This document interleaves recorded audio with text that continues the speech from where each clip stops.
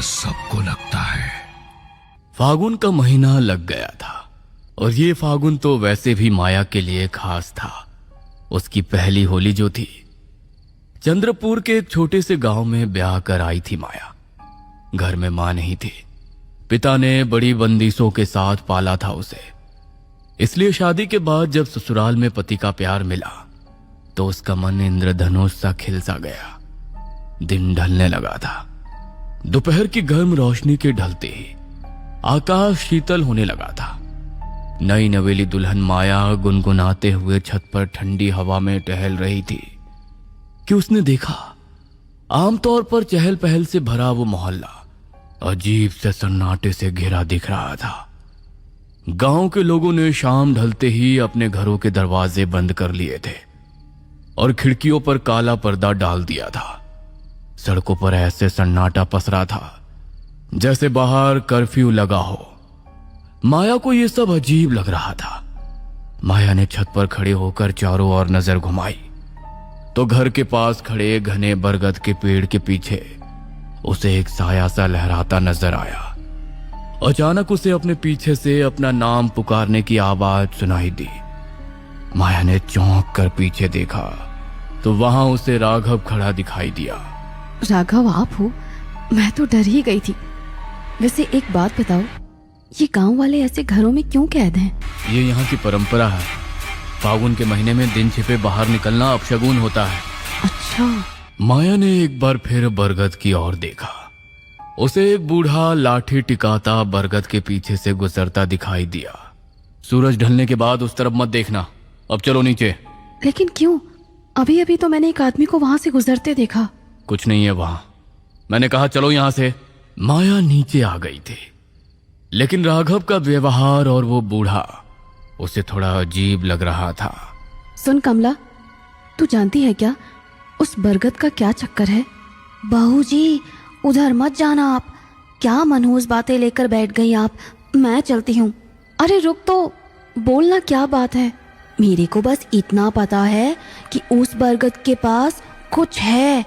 पता नहीं कौन उधर दिया लगाकर जाता है, लेकिन होली की रात भारी है इस गांव पर। जब भी दिया दिखता है किसी न किसी की मौत होती है। ये क्या कह रही है? दिया से किसी की मौत कैसे हो सकती है? कमला ने कोई जवाब नहीं दिया और सर झुकाकर तेज कदमों से आगे बढ़ गई। माया के मन में पहली बार सवाल शोर मचा रहे थे। उस रात खाने की मेज पर जब उसने राघव से इस बारे में पूछा तो राघव का चेहरा अचानक सख्त हो गया। उसकी सांस भी माया को घूरने लगी। ये सब क्या फालतू की बातें हैं माया? कुछ साल पहले होली के दिनों में गांव में कुछ हादसे हुए थे, बस उसी का वहम पाल रखा है इन अनपढ़ों ने। तुम इन सब पर ध्यान मत दो और अपना नाश्ता खत्म करो। उस रात बरगद के पेड़ और जलते हुए दिए के बारे में सुनकर माया की नींद उड़ गई थी। सास की सख्त चेतावनी और राघव की चुप्पी ने माया के मन में एक अनजाना डर बिठा दिया था। शाम का वक्त था। माया राघव की पहली पत्नी से हुई बेटी पीहू को ढूंढ रही थी। कहाँ चली गई ये लड़की? पीहू बेटा, आओ दूध पी लो। लगता है बाहर निकल गई। मैं देखकर आती हूँ, कहीं दूर ना निकल जाए। माया बिना कुछ सोचे झट से बाहर निकलती है और गली में जाकर पीहू को आवाज लगाने लगती है। तभी उसकी नजर बरगद के पेड़ की ओर जाती है, जहां एक दिया जल रहा है। आसपास सन्नाटा पसरा था और दिए के पास ही गुलाल बिखरा हुआ था। माया को दिया देखते ही कमला की बातें दिमाग में घूमने लगी। घबराहट में उसके कदम डगमगाए और वो दौड़ते हुए वापस घर के अंदर की ओर भागने लगी। माँ, मैं तो कमरे में छिपी थी, आप कहाँ चली गई थी? कहीं नहीं बेटा, चलो अंदर। माया ने अभी किसी को कुछ नहीं बताया था। रात घेराई थी। माया ने सबको खाना खिला दिया था और अकेले रसोई समेट रही थी। अचानक सन्नाटे को चीरती हुई छन छन की आवाज आई, जैसे कोई भारी पायल पहनकर उसके ठीक पीछे चल रहा हो। माया झटके से मुड़ी, पर पीछे सिर्फ खाली गलियारा था। वो जैसे ही आगे बढ़ती, आवाज फिर शुरू हो जाती। उसे ऐसा लगा जैसे कोई अदृश्य साया उसके कंधों के पास सांस ले रहा है। अगले दिन सवेरे माया रसोई में पीहू के लिए दूध गर्म कर रही थी। उसका ध्यान बरगद के दिए की ओर गया। माया के माथे पर पसीना आ गया।